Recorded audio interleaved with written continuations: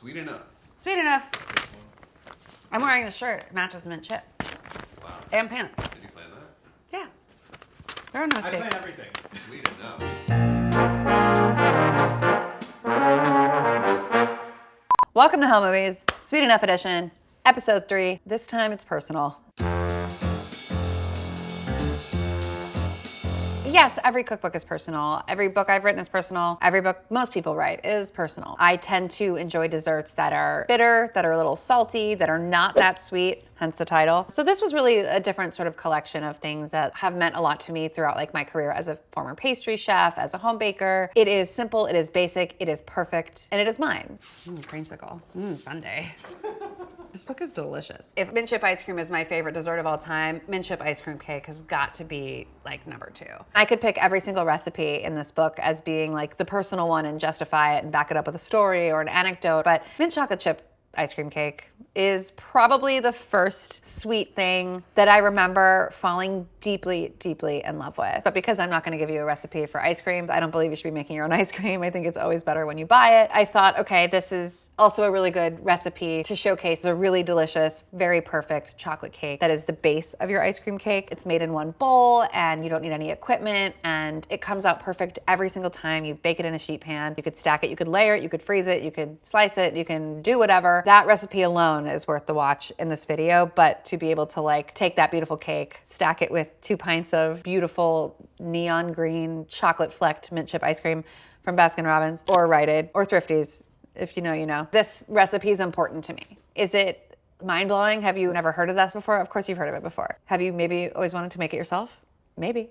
And can you? You can. First step in making an ice cream cake is to have the cake. There's a million chocolate cake recipes out there and I'm shocked continuously at how complicated they all seem. There's no actual chocolate in this cake. It is all cocoa powder. That's where the chocolate flavor comes from. This isn't like death by chocolate. This isn't like a chocolate lover's dream. This is like for people that are like, I like delicious, fluffy, chocolate flavored cake. This is chocolate flavored cake. Chocolate is a weird ingredient for me. People are like, I'm so naughty. I'm gonna like have a slice of chocolate cake. It's a sexy sweet. Chocolate is like a performative bad girls club. Bad girls club. Performative bad girls. Unpack that, please. It's not actually naughty. A chocolate bar has almost no calories and very low sugar content. It's not like I'm having a square of chocolate, I'm so bad. Bad girls club. A good cake in general is something that can stay moist for a long period of time. And I think there's a misconception that the more butter a cake has, the more moist it's gonna be. But butter at room temperature is solid.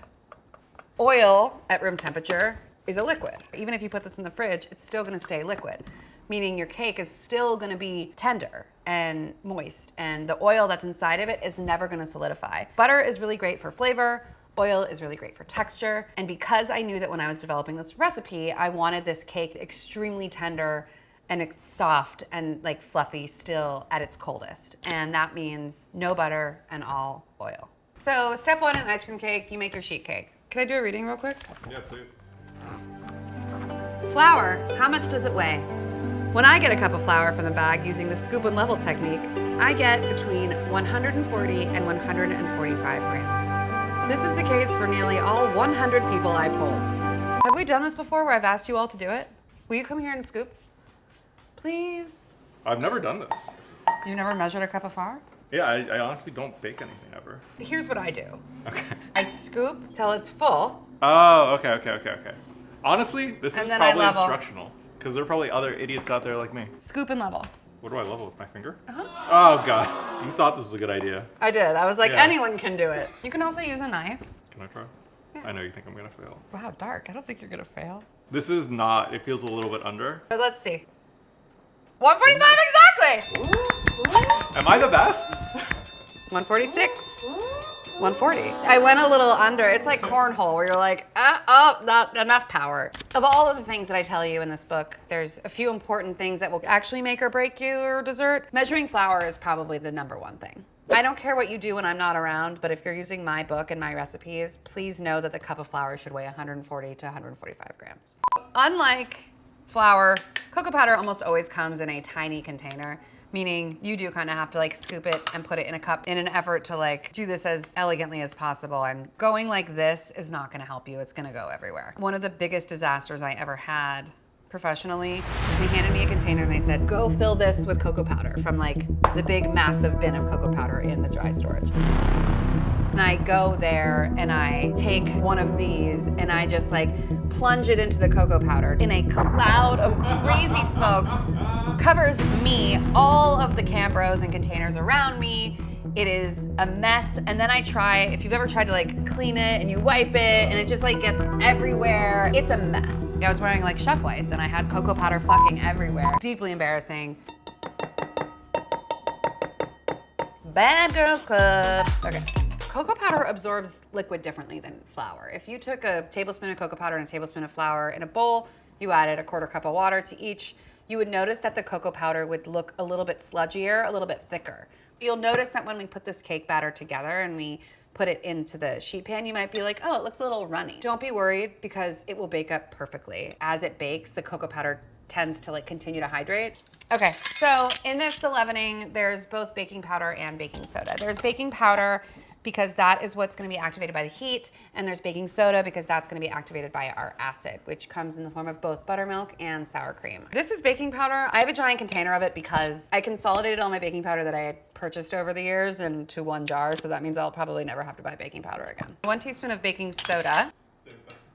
I bake and cook with kosher salt. I don't really ever buy fine sea salt. It's not in my pantry. I have finishing salt, and that's for topping and for seasoning savory things and sweets. But for baking and for cooking, I use kosher salt. Diamond Crystal Kosher forever. In conclusion, our dry ingredients. I'm sure there are some places that would have you put sugar in, and that's a dry ingredient, but I like to always combine my sugar with my eggs. I find that the sugar dissolves better. There are some lumps of cocoa powder in here. They will dissolve. You're just whisking until you don't see any like obvious streaks of white. Set that aside. So we are using both granulated sugar and light brown sugar. Granulated sugar is used for just like a general baseline sweetness. Light brown sugar I really like to use in cake because it adds a lot of moisture to your cake. It also is acidulated, so it will in fact interact with like your baking soda and your other acidic ingredients like buttermilk. And you wanna just wrap it as tightly as possible. If you feel like you're not gonna get to this for a while, maybe put it in another resealable container. I'm probably gonna use this within the next week, so I'll just keep it right there. So I'm gonna crack 3 eggs into here.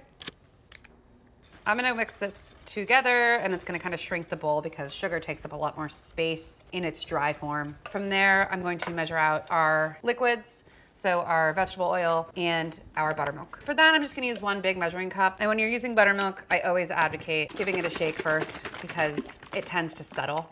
So this is 1.5 cups of buttermilk. Buttermilk, top 5 baking ingredient. I love it. It's in this book a lot. So it provides acidity, which gives you lift in your baked goods. It has like that tanginess, which gives you really good flavor. It has fat, it has liquid. It's got it all. It's to me like one of the perfect, most essential ingredients that you can have in your kitchen for baking. And then I'm gonna add 3/4 cup of vegetable oil. And you could, you know, dump this out and use the container again, but I'm just gonna do the math. And so 3/4 cup will give me 2.25 cup total liquid. But I'm gonna add this to here. 1 cup of sour cream. And I like to give my sour cream a stir, especially if it's an open container. 1.5 teaspoons of vanilla extract. Oh, wow, make sure to get it all over your cutting board. So I would consider this to be like cake mise en place. You have your wet ingredients ready to go, you have your dry ingredients ready to go, but there's no batter assembled yet. And that's good because we don't want a cake batter sitting out too long. I'm baking this in a simple sheet pan. You could make this cake in 3 9-inch pans. To do it in a sheet pan sort of allows you the flexibility to either cut out a round shape if you want, or to sort of simply make like one of those cakes, which I do often for like a celebration cake, is cut a sheet pan in half, stack it in quarters, and so you have like a 4 tall layer sort of cube cake. Non-stick spray, I love it. I use it for pretty much everything. If you're anti, you can use a little canola oil or vegetable oil. A thin layer of nonstick spray on the bottom and then on the corners, and then you're still gonna line it with parchment. And the reason being is that your parchment is going to stick so much better. Look at it, just kind of like wants to adhere to it. It's like basically now glued to the sheet pan. Now we make our cake batter. The only technique is not doing this so fast or vigorously that the cocoa powder and flour mixture goes everywhere, because as I mentioned, it's a nightmare. A lot of people swear by using exclusively cake flour in their cakes because the perception is that the final crumb is more tender and ethereal. I think that most of my recipes are forgiving enough to where if you use just regular AP flour, which is what I've done here, and your cake's still gonna be like really nice and ethereal. And a few lumps are actually totally fine in here. If you've ever made brownies, it's a similar sort of concept. I would say this is mixed enough. There's no like egregious streaks of white or flour. So good, tangy, and perfectly salty. You know what it tastes like? It tastes like Cocoa Puffs. I'm coming in. And then you just take your spatula, encourage it to go to each corner. It will sort of flatten out. So that's that. You need me to do any more swooshies?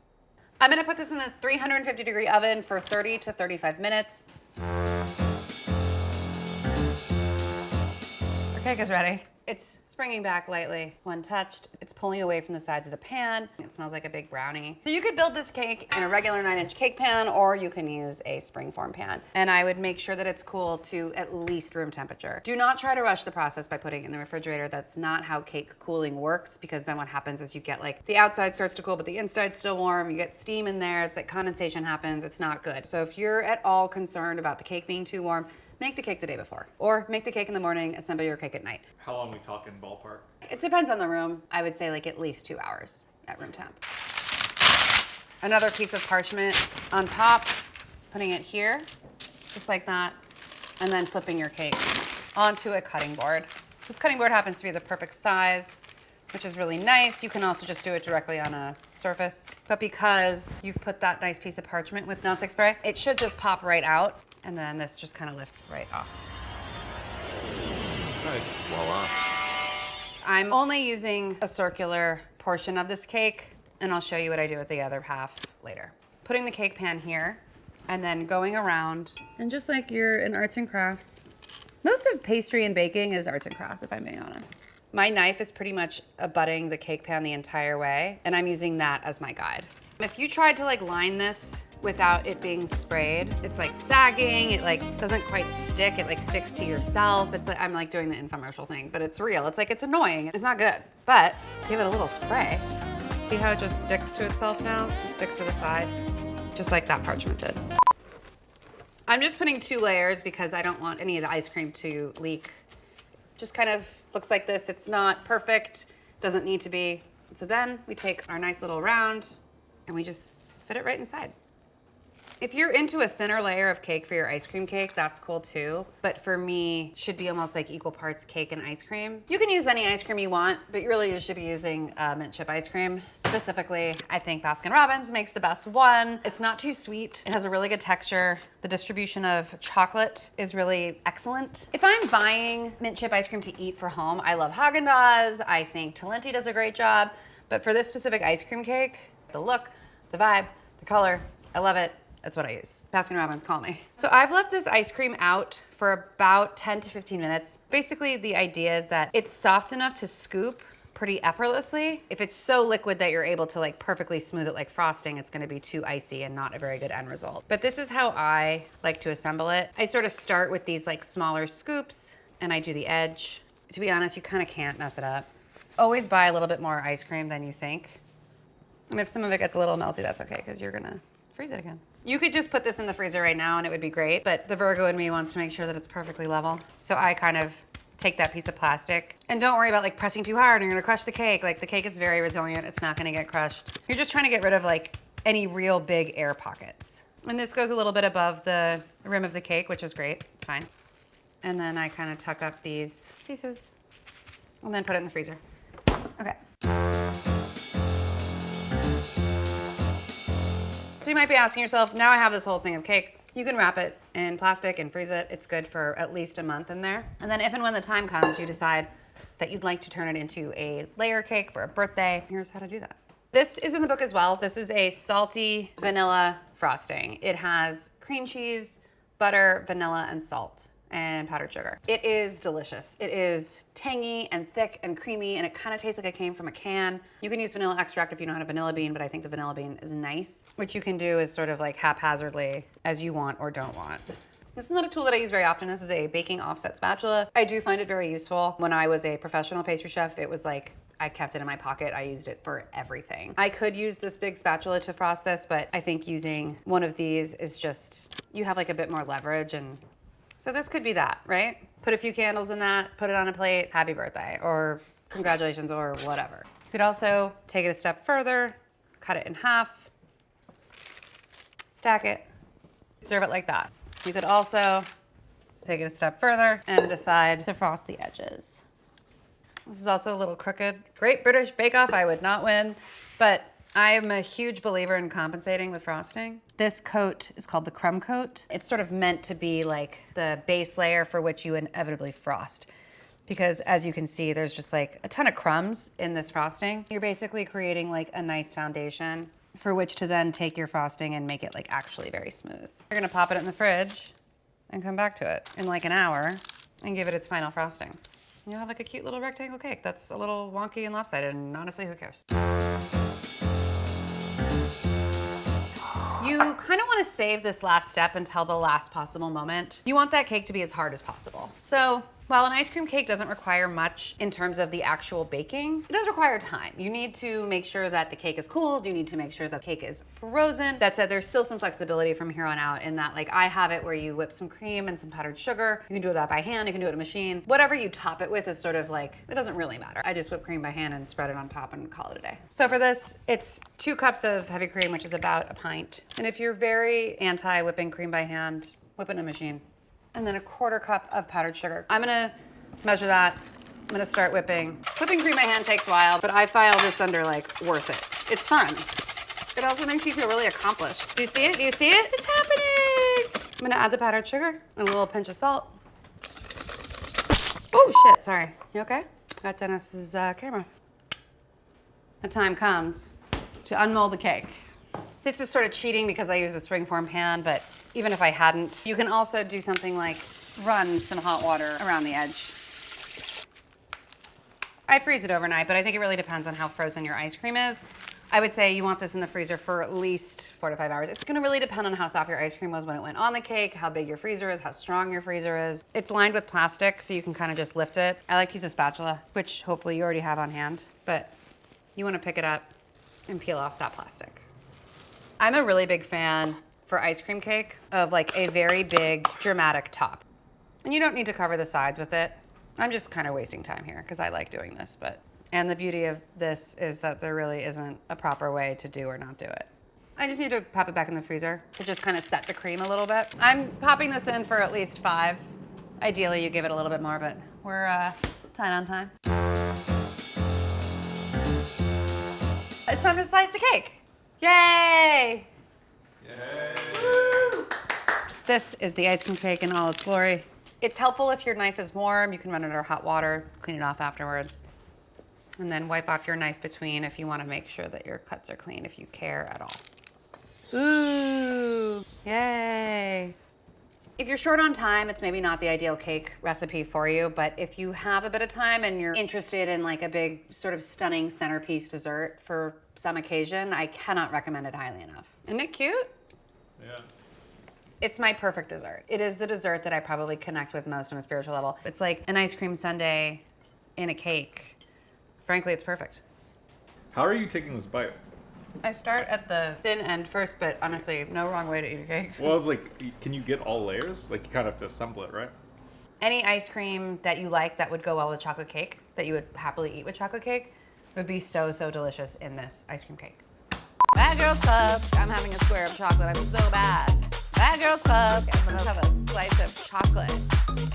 Bad Girls Club. Bad Girls.